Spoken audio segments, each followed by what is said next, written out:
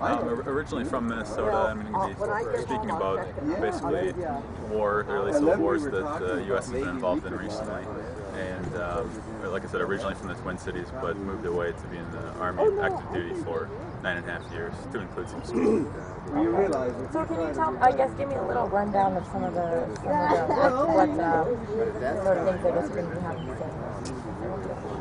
One of the first big things is talking about some of the falsehoods that are put out by the news media and by the government. And one of the big things that I'm really against is the idea that war makes our military stronger in some fashion, which, of course, economically it drains our resources. But not only that, there's a lot of people in the military. When you start getting a war that's unjustified, you get a lot of people who are kind of against the war.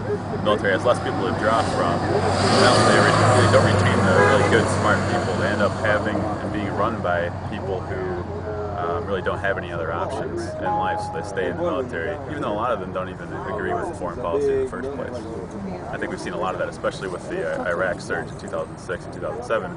Really started kind of scraping the bottom of the barrel with applicants to a certain extent. Okay, and so what made you want to be a part of this?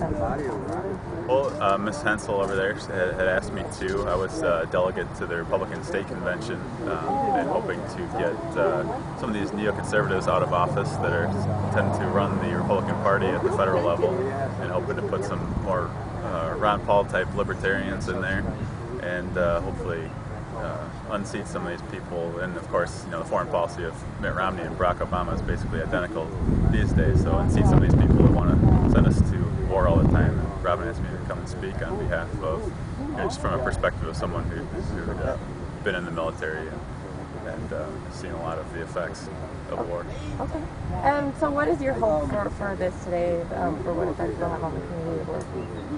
Well, I just hope that we change minds one at a time. There's really nothing more you can really ask than to do that. So hopefully we'll get some people and people aren't going to change their minds overnight when it comes to war, but I just hope that we'll get some people nudged in the right direction. Okay. Is there anything else you'd like to add? Oh, sorry, I interrupted. Is there anything else you'd like to add?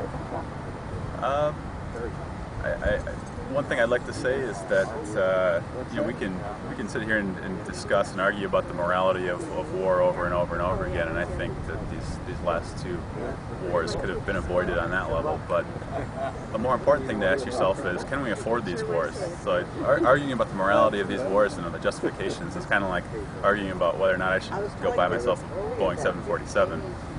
It's kind of a moot point because I don't have the money for it, and we don't have the money for it, and we're bankrupting this country through these wars and through other things too. But something that needs to be stopped here in short order. Okay. Thank you very much. Yep, thank you.